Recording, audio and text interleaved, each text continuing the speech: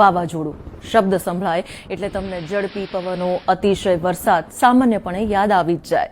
પણ તમને ખબર છે કે આ વાવાઝોડામાં એક જગ્યા એવી પણ હોય છે જ્યાં બિલકુલ પવન નથી હોતો.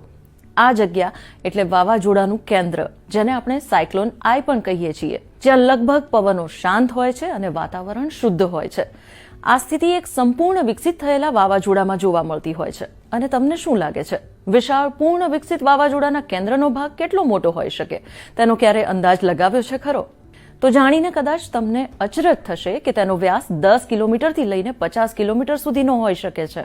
વાવાઝોડાનું કેન્દ્ર કે વાવાઝોડાની આંખમાં વાવાઝોડાની બહારની સ્થિતિની સરખામણીમાં હળવા પવનો સાથે સારા વાતાવરણનો એક ગોળાકાર વિસ્તાર હોય છે. તેમાં વાતાવરણ એટલું સારું હોય છે કે ક્યારેક તો તેમાંથી ચોખ્ખું આકાશ પણ જોઈ શકાય છે અને રાત્રે તો તારાઓ પણ જોઈ શકાય છે.